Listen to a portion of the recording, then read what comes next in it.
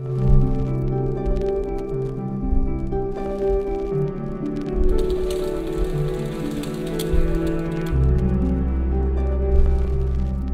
suis Marie Gendron.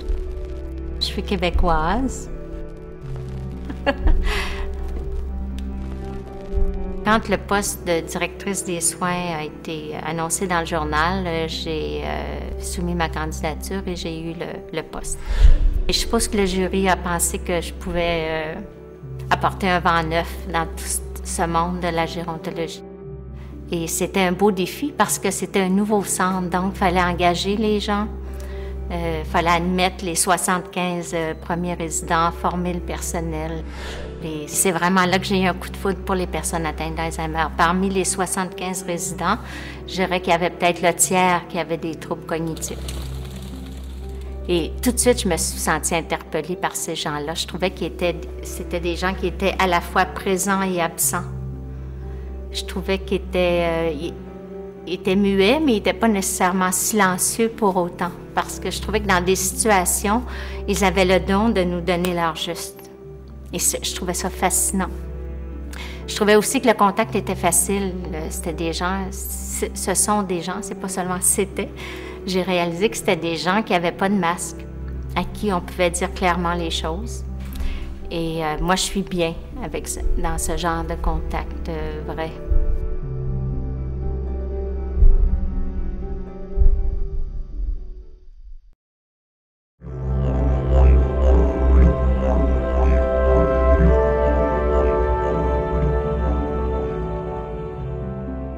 Je suis souvent portée à parler du mystère Alzheimer plutôt que de la maladie d'Alzheimer, parce que plus je connais des personnes atteintes d'Alzheimer, moins j'ai l'impression de comprendre la maladie. C'est-à-dire que je trouve qu'il y a autant de maladies d'Alzheimer que de personnes atteintes.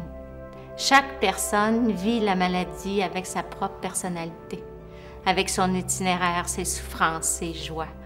Alors, quand on me dit « Voulez-vous me donner le profil type d'une personne d'Alzheimer », je réponds « Bien, donnez-moi le profil type d'une personne de 40 ans. » Il y a autant de différence entre deux personnes atteintes d'Alzheimer que vous et moi ou n'importe qui. Alors, je trouve que c'est trop facile de mettre tous les gens dans le même carcan.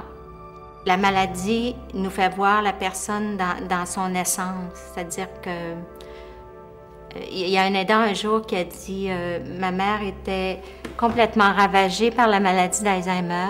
95% de sa personnalité était ravagée, mais le 5% qui restait, c'était 100% ma mère. Moi, c'est ce 5%-là qui m'intéresse. Je trouve qu'on voit les gens à l'état pur, les gens ont perdu les normes, les us, les coutumes. Ils ont perdu le vernis. Ils sont vraiment à l'état pur. On les voit telles qu'elles sont. C'est ça que je trouve fascinant. Christian Bobin dit « La maladie d'Alzheimer enlève ce que l'éducation a donné ». Le fait de perdre les us, les coutumes, ça donne une liberté extraordinaire. Souvent, les familles vont dire « Ah, maman, elle a un langage vraiment... Elle dit des jurons. » Je sais que c'est difficile comme fille de voir sa mère dire des mots comme ça, mais en même temps, il faut comprendre que c'est la norme qui est effacée. On nous apprend jeunes à ne pas dire des jurons, à être poli, à être gentil, mais ça libère quand même quand ces normes-là sont effacées. Donc, faut expliquer aux familles ça. C'est pas parce qu'elle est méchante. On a tous à l'intérieur de soi des mots qu'on n'ose pas dire. Mais on va peut-être pouvoir les dire quand on va être atteint d'Alzheimer. Le cœur ne fait pas d'Alzheimer, ça j'en suis profondément convaincue. C'est des gens aussi, quand on sait aller chercher leur fantaisie, ils ont beaucoup de fantaisie. Pendant que je cohabitais avec des personnes atteintes, on avait une dame très atteinte et qui était très déprimée. Et pour essayer de lui rendre un petit peu de joie dans sa journée, je l'amenais dans ma chambre. Puis je sortais ma flûte traversière, puis je lui disais « Madame Alfreda, on est au Metropolitan Opera, puis on donne un grand concert, vous et moi. » Alors elle se mettait les pieds comme ça et comme ça. Puis là, j'entamais un air sur ma flûte traversière, puis elle chantait. On était au Metropolitan Opera toutes les deux. Quelqu'un lucide aurait dit, ben voyons donc, ça n'a pas de bon sens, on n'est pas au Metropolitan Opera. Mais avec les gens d'Alzheimer, on peut se permettre ces fantaisies-là. Et moi, j'adore ça.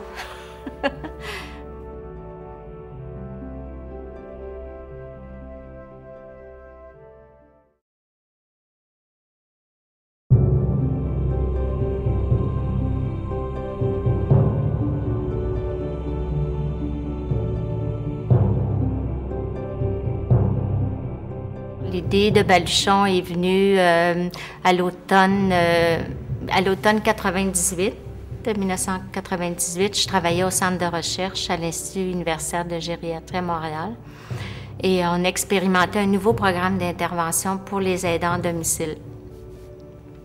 Et moi, j'animais ce groupe-là. Et durant les 15 semaines, il y a 3 aidants familiaux qui ont fait appel à l'hébergement temporaire pour avoir du répit.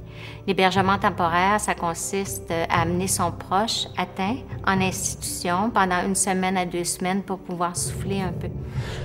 Un peu en boutade, j'ai dit à ces 3 aidants-là, pour qui ça avait été un fiasco, est-ce que si j'allais à domicile rester avec votre proche, est-ce que vous iriez prendre des vacances? J'ai pas pensé du tout à ce que je disais, c'est sorti spontanément. Alors pour moi, Baluchon, c'est une des solutions. Au point de vue, je dirais, santé, soins de santé ou d'accompagnement, c'est vraiment un nouveau maillon. 1. 2, c'est reconnaître que les aidants veulent garder leurs proches à domicile et c'est reconnaître qu'ils ont besoin de répit et d'accompagnement. Je voyais aussi la grande souffrance des aidants familiaux qui ne se sentent pas compris par leurs proches. Souvent, une aidante va dire « il n'y a personne qui sait ce que je vis au quotidien ». Supposons que c'est le mari qui est atteint, les enfants viennent parfois faire un tour à domicile pour un repas, puis les gens atteints d'Alzheimer regardent longtemps des bonnes habiletés sociales. Donc, les enfants viennent 1 heure, 2 heures, puis le papa est gentil, ça va bien, et les aidantes reçoivent comme message « ben, pas si atteint que ça, papa ». Mais les aidants nous disent, venez, venez le vivre 24 heures pendant tant de jours, vous allez voir la différence. J'ai vu plein de gens mourir dans ma vie, puis je trouve qu'il y a 2 catégories. Il y a les gens qui meurent en disant « j'aurais donc dû », puis les gens qui disent « ben j'ai fait ce que je pensais de devoir faire ». Puis ça, j'ai appris ça quand j'avais 30 ans, quand je travaillais avec des personnes âgées. Alors j'avais le clair sentiment que si j'osais pas créer un organisme comme ça sur mon lit de mort, je me dirais « Marie, tu l'as pas fait. » J'ai dit non, j'aime mieux plonger, advienne que pourra, j'irai vendre des fleurs, je ferai n'importe quoi, mais il faut que je le fasse. C'est comme ça que Baluchon est né.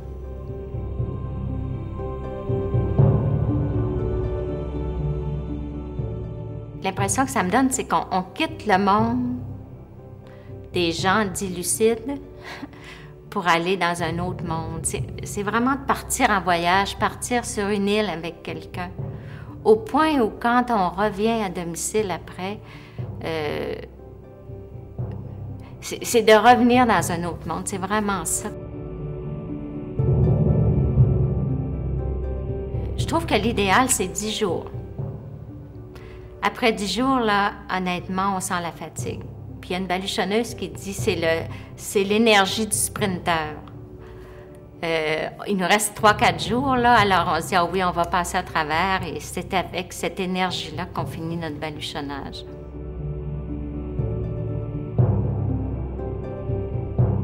La moyenne d'âge des baluchonneuses, en tout cas au Québec, c'est 56 ans.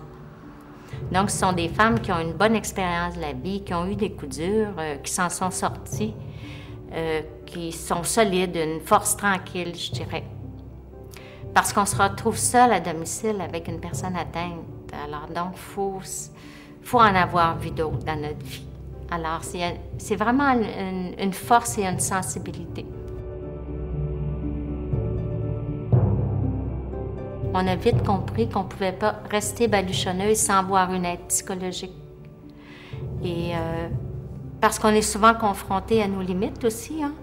Et on vit toutes sortes d'émotions. Et c'était clair pour moi que si les baluchonneuses veulent aider les malades, veulent aider les aidants, on doit aider les baluchonneuses. Et ça, c'est essentiel dans le parcours de la baluchonneuse.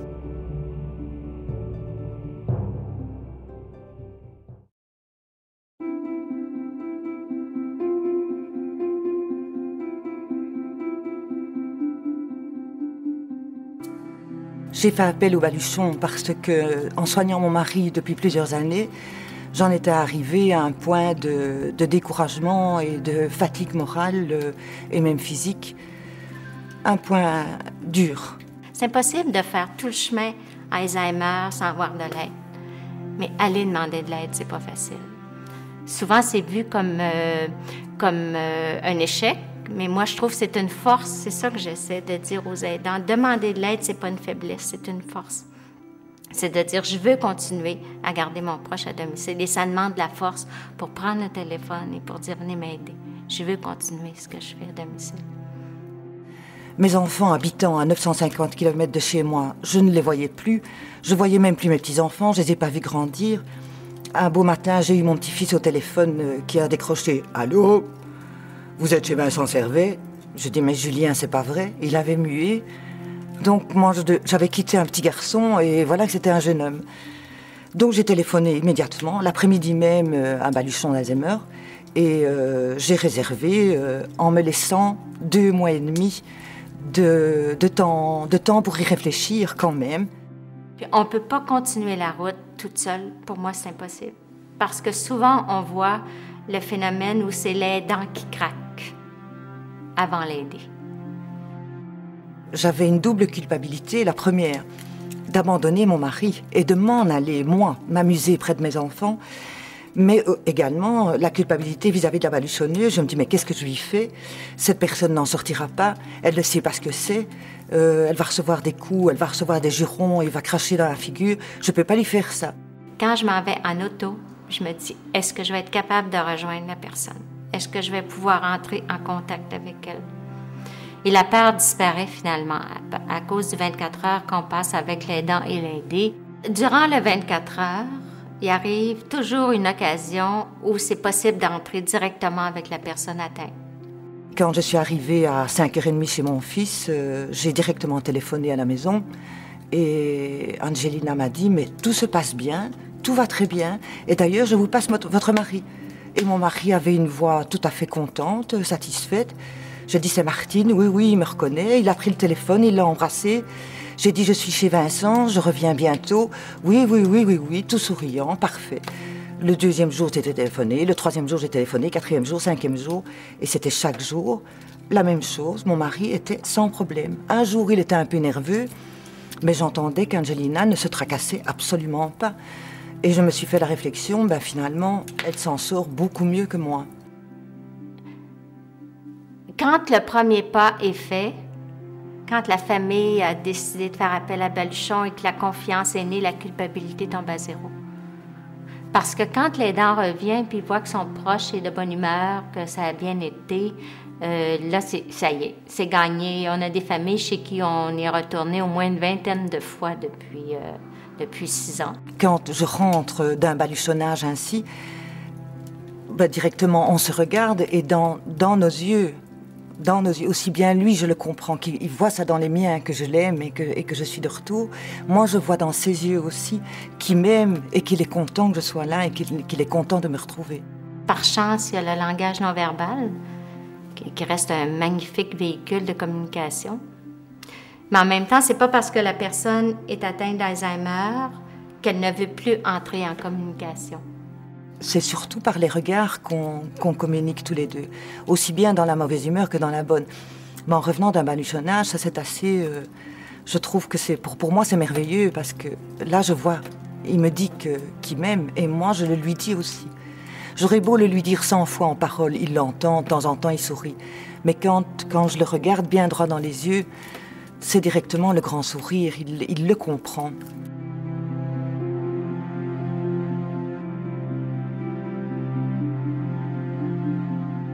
Beaucoup de gens considèrent que c'est au contraire la fin d'une relation d'un couple. J'ai rencontré, j'ai vu des choses étonnantes se passer.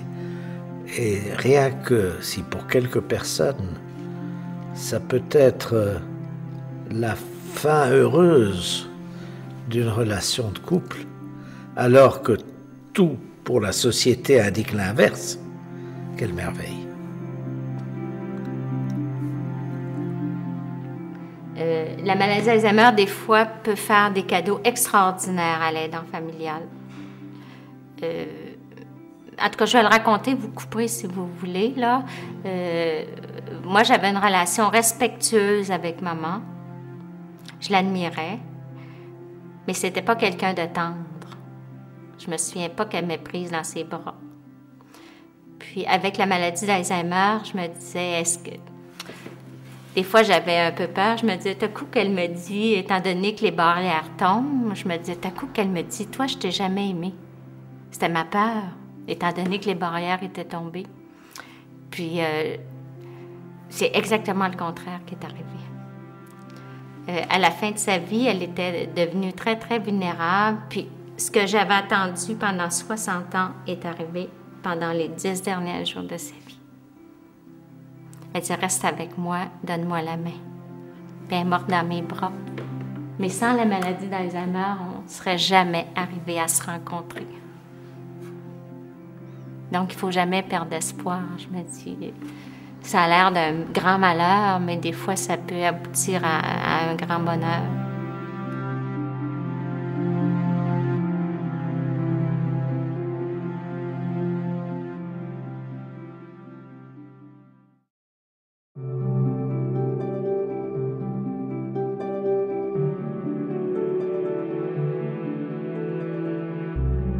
Nous, ce qu'on aide à changer beaucoup, ce sont des attitudes. Je vais vous donner un exemple.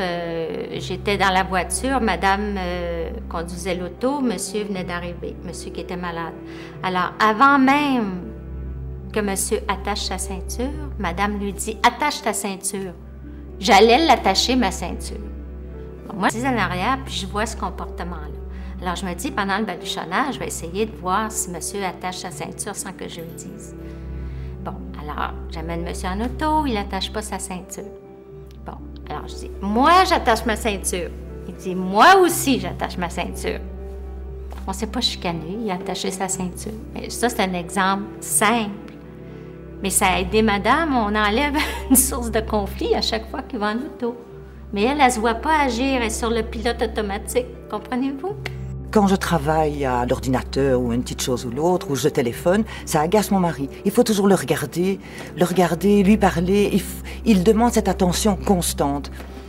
Eh bien, Angelina, quand elle se met à travailler, elle donne à mon mari une enveloppe avec des papiers dedans. Et alors, il commence à ouvrir son courrier. Chose que j'ai continué à faire aussi. Donc, il y a plein de petits trucs. Elle ne part pas en disant, voilà, moi j'ai fini mon travail, au revoir, à la prochaine fois. Elle part en me laissant des éléments positifs.